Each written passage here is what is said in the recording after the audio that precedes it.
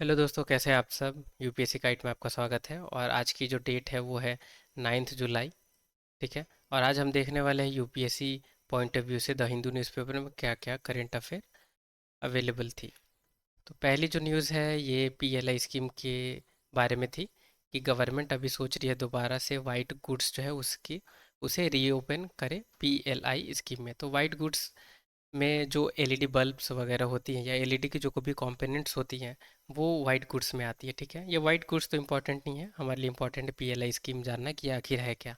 तो PLI scheme यानी full form इसकी प्रोडक्शन लिंक्ड इंसेंटिव स्कीम। ठीक है। तो नाम से ही आप जान सकते हैं कि अगर कुछ भी प्रोडक्शन होगी उस पे उसे बूस्ट करने के लिए जो गवर्नमेंट ऑफ इंडिया है वो इंसेंटिव देगी। ठीक है। परफॉर्मेंस लिंक्ड इंसेंटिव है to give companies incentive on incremental sale from products manufacture in domestic unit. यानी कोई सी भी प्रोडक्ट है अगर वो मैन्युफैक्चर हो रही है डोमेस्टिकली। ठीक है। तो उसकी जो सेल है उसे बढ़ावा देने के लिए और उस बढ़ोतरी वाली सेल पे इंसेंटिव दी जाएगी। ठीक है। It aim to boost manufacturing sector and to reduce imports. तो मेन एम है इसकी मैन्युफैक्चरिंग सेक्टर को बढ़ावा देना और इंपोर्ट्स जो हम करते हैं बाहर कंट्री से उसे उसे कम करना। ऑब्जेक्टिव क्या है ये स्कीम की, बूस्ट करनी है मेक माई इंडिया इनिशिएटिव को। यानी मेक इन इंडिया इंसेंटिव के बारे में इनिशिएटिव के बारे में आपको पता होगी कि जो प्रोडक्ट हम बाहर से इंपोर्ट करते थे, राइट, उसे इंपोर्ट ना करके हम इंडिया में ही उसे मैन्युफैक्चर करें। और जो प्रोडक्ट इंडिया में मैन्युफैक्चर होती है वो खुद तो हम उसे यूज़ करें ही, साथ साथ हम बाहर कंट्री को भी वो एक्सपोर्ट करें। ठीक है। तो it incentivising foreign manufacturers to start production in India and incentivize domestic manufacturer to expand their production and export। ठीक है। तो फॉरेन जो मैन्युफैक्चर हैं जो इंडिया में अपनी प्रोडक्शन करते हैं उनसे भी ये इंसेंटिवाइज करेगी, राइट। और जो डोमेस्टिक मैन्युफैक्चरर्स हैं उन्हें एक्सपेंड और जो प्रोडक्ट है उसकी उसे एक्सपोर्ट करने में हेल्प करेगी। दूसरी न्यूज़ हमारे लिए कि रशिया ने अभी अटैक किया है यूक्रेन पे जिसमें 31 पीपल्स की मौत हो गई है। ठीक है। तो हमारे लिए इम्पोर्टेंट है यूक्रेन का मैप जानना। तो अब देखते हैं कौन कौन सी कंट्री से बाउंड्री शेयर होती है। ये मैप है, ठीक है, ये यूक्रेन है, ये रशिया से बाउंड्री शेयर होती है और बेलारूस से होती है, पोलैंड से होती है, स्लोवाकिया से होती है, राइट, हंगरी से होती है, रोमानिया से होती है और मालडोवा से होती है। तो हमें जानना है यहाँ कि यूक्रेन की किस किस कंट्री से बाउंड्री शेयर होती है। तो ये सारी कंट्रीज़ हैं। अब ये ब्लैक सी है मैप में, तो ब्लैक सी के बारे में भी आप देख लें कि किस किस से कंट्री से बाउंड्री शेयर होती है। टर्की, जॉर्जिया, यूक्रेन, ठीक है, रोमानिया, बुल्गारिया, रशिया। देखते थर्ड न्यूज़ के बारे में। ये वैसे आर्टिकल आई हुई थी द हिंदू में कि अभी एचपीवी वैक्सीन है उसे इंडिजीनियसली डेवलप किया गया, राइट। तो उसी पे ये आर्टिकल है। तो चलिए हम देखते हैं ये एचपीवी वैक्सीन है क्या। तो पहले तो देखते हैं एचपीवी के बारे में। Human papilloma virus infection. ठीक है, ये कैसे कॉज होती है, ये डीएनए वायरस है, डीएनए वायरस से ये कॉज होती है। अब कुछ फैक्ट्स हैं यहाँ पे वो हमें जानना ज़रूरी है, वो हम देख लेते हैं। Many HPV infections cause no symptoms and 90% resolve spontaneously with 2 year. ठीक है, तो 2 ईयर में 90% रिजॉल्व हो जाती है, पर इसकी इन्फेक्शन होती है उसकी सिम्टम्स भी नहीं रहती है। ठीक है, तो ये इंपॉर्टेंट है कि इसकी कोई सिम्टम्स नहीं रहती हैं। फिर nearly all cervical cancer is due to HPV. तो ये बहुत इंपॉर्टेंट है, सर्वाइकल कैंसर जो है वो नियरली सारी की सारी एचपीवी वायरस से ही इन्फेक्शन जो है उसी से होती है। दो स्टेन इसकी बहुत इंपॉर्टेंट है, HPV 16 एंड HPV 18। ये अकाउंट 70% ऑफ ऑल केसेस। यानी ये HPV 16 और HPV 18 जो है ये नियरली 7% जो केसेस है सर्वाइकल कैंसर की है उसे ये प्रमोट करती है। तो इम्पॉर्टेंट है, यूपीएससी पूछ सकती है ये पर्टिकुलर, ये दो HPV 16 और HPV 18 न्यूज़ में थी, ये किससे रिलेटेड है। ठीक है। अब कुछ और फैक्चुअल इन्फॉर्मेशन है। An individual can become infected with more than one type of HPV. यानी एक से अधिकतर टाइप की जो एचपीवी है स्ट्रेन वो एक इंडिविजुअल में देखी जा सकती है। ठीक है। The disease is only known to affect humans. अभी तक सिर्फ ये ह्यूमंस में ही इसकी केसेस देखने को मिली है। HPV vaccine can also spread from a mother to baby during pregnancy. तो मदर टू बेबी में भी ये स्प्रेड होती है जब वुमेन प्रेग्नेंट रहती है और वो एचपीवी इन्फेक्शन से अगर इन्फेक्टेड रहती है तो। There is no evidence that HPV can spread via common items like toilet seats. तो अभी तक कोई एविडेंस नहीं है कि गंदी टॉयलेट सीट यूज़ करने से HPV स्प्रेड होती है, ऐसे कोई भी एविडेंस नहीं है हमारे पास। HPV is not killed by common hand sanitisers and disinfections infectants. तो हैंड सैनिटाइज़र वगैरह से अभी ये जो HPV वायरस है ये यूज़ करने से नहीं हटती है, ठीक है, ये किल नहीं होती है। HPV is the most common sexual transmitted infection, STI। तो ये कॉमन सेक्सुअल ट्रांसमिटेड इन्फेक्शन भी इसे कहा जाता है, HPV को। तो आप देख सकते हैं यहाँ कि high risk HPV cause about 5% of all cancer world wide and cervical cancer is among the most common cancer world wide. तो ये देख सकते हैं कि ये 5% वर्ल्ड की जो कैंसर होती है मेनली एच पी वी की वजह से ही होती है, और जिसमें कॉमन है ये सर्वाइकल कैंसर, ठीक है। HPV is a group of more than 200 related virus. तो बहुत ही बड़ी, आप देख सकते हैं इसकी स्पेयर है, राइट। अभी इम्पोर्टेंट क्यों आर्टिकल थी ये, इसके लिए, ये पॉइंट के लिए कि सीरम इंस्टीट्यूट ऑफ इंडिया ने अभी सर्वावैक को डेवलप किया है। ये इंडिजीनियसली उन्होंने HPV के लिए वैक्सीन क्रिएट की है, डेवलप की है। फोर्थ न्यूज़ देखते हैं।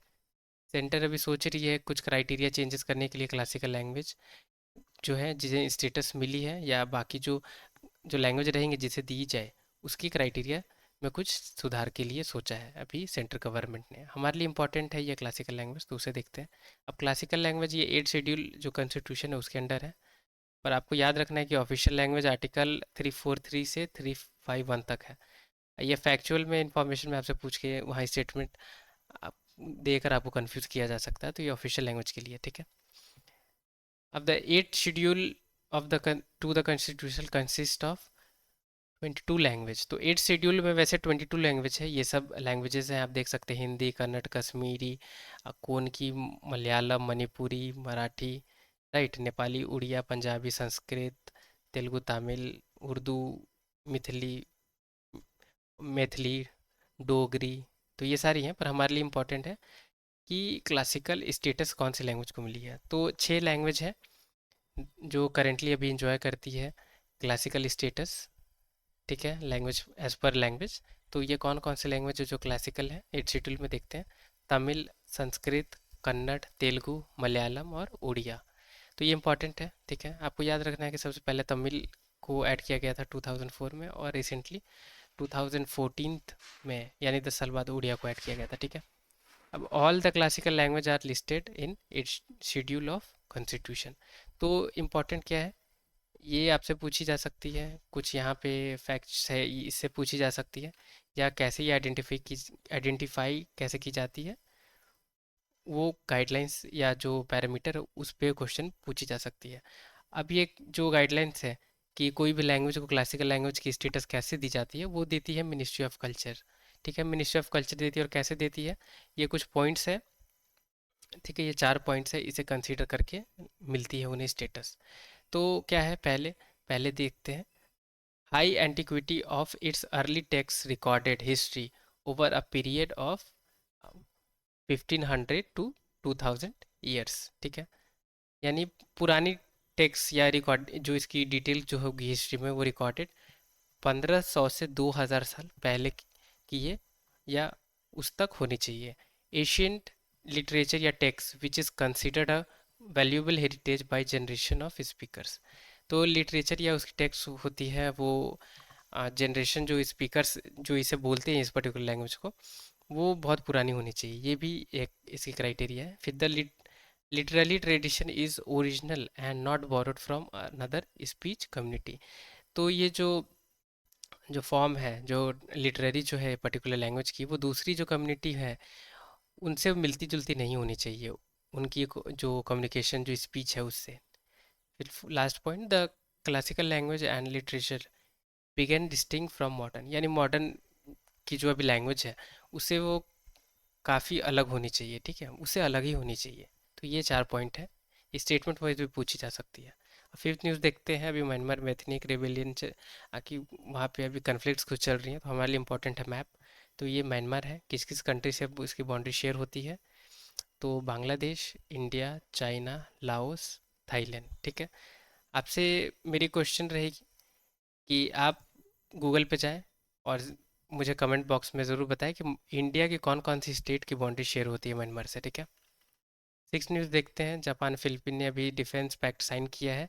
चाइना की बढ़ती कंसर्न्स थी उसको लेके। अब चाइना की और फिलीपींस की क्या कंसर्न थी कि अभी ये जो साउथ मैप में देख सकते हैं साउथ चाइना सी है, तो चाइना का कहना है कि ये इस इनके कम्प्लीटली अथॉरिटी के अंदर है और फिलीपींस जो है वो इसे यूज़ नहीं कर सकती है, राइट। और कुछ यहाँ पे प्रेजेंस चाइना की जो नेवल की जो शिप्स थी उसकी भी थी, जो काफ़ी पास थी ये कंट्री से, फिलीपींस थे, इसलिए कुछ कंसर्न अभी चल रही थी दोनों कंट्रीज के बीच में।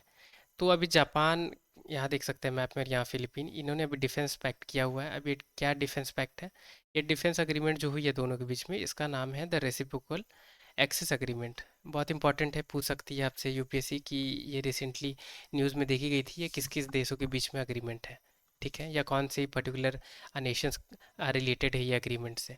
तो ये आपको पता होनी चाहिए, जापान और फिलीपींस। 7th न्यूज़ देखते हैं। और ये जो न्यूज़ है ये द हिंदू की सबसे लास्ट लास्ट न्यूज़ है, और इसके अलावा कोई भी ऐसी इंपॉर्टेंट टॉपिक्स नहीं थी। तो world oldest cave painting was created at least 51,000 year ago. तो कुछ अभी पेंटिंग्स, केव पेंटिंग अभी डिस्कवर की गई है। कहाँ पे की गई है? ये करम पुआंग जो केव है इंडोनेशिया में, वहाँ की गई है। ठीक है।